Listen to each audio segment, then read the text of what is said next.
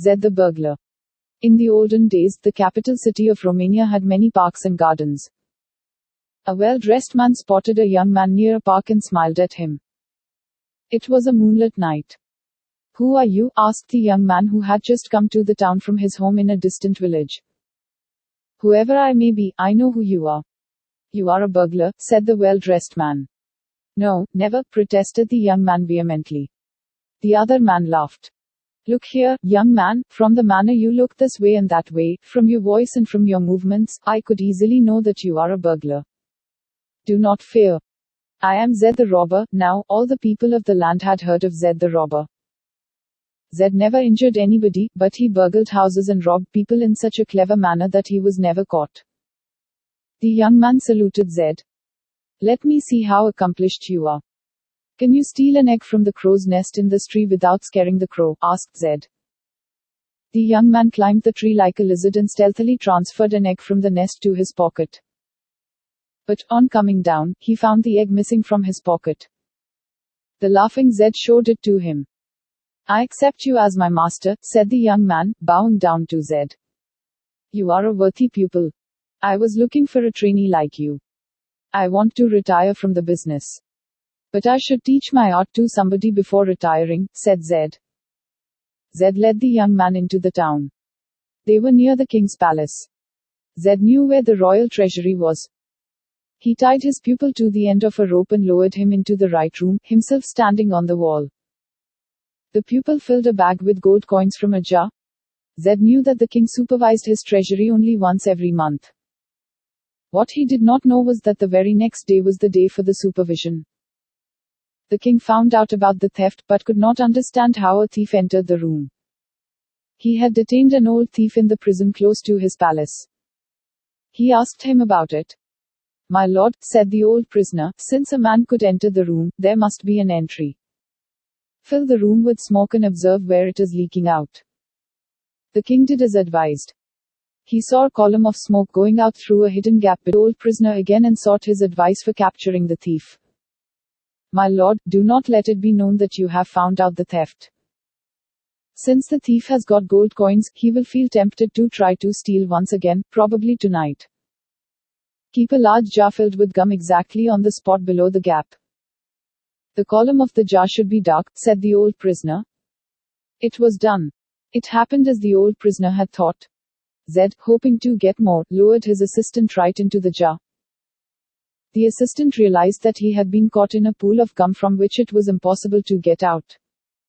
He told Zed, "Master, I do not want to be caught alive. Please pass on a little poison." "Not necessary," said Zed. "I have with me a potion that would make you appear dead, but you won't die. Your captors, taking you to be dead, would not punish you.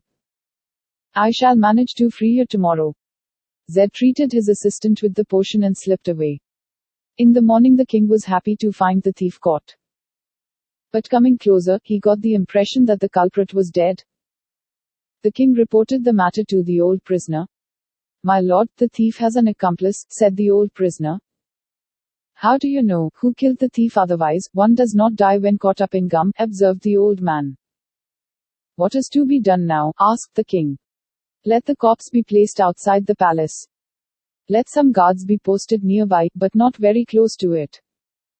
The thief's accomplice is likely to steal the corpse. The guards can pounce upon him when he does so," said the old man. The king ordered the corpse to be put in a chair outside the palace. He also posted guards to keep an eye on it.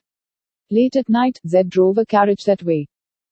He managed to topple the carriage himself, and coming out of it, told the guards who were looking on, "My brothers, won't you help me to set my carriage right? Wine might flow out of all the 4 vials I'm carrying if there is a delay in putting the carriage straight." "We'll help you if you give us 1 vial," the guards said. "Happily, friends, happily," said Zed, and he gave them a vial. The guards began drinking at once. Now, Zed had mixed with the wine a potion to induce sleep. "Who is he?" Zed asked, pointing his hand at his assistant. "A thief," replied the guards. "Could you told me? He might steal my horse if I become unmindful," the guards laughed. "He is dead," they informed him. "That is no guarantee that he won't steal my horse," commented Zed. The guards laughed and laughed, but not for long. Sleep overtook them. Zed approached his assistant and treated him to another portion. The assistant came to his senses soon. Do not delay, detach my horse from my carriage and flee, Zed told the young man.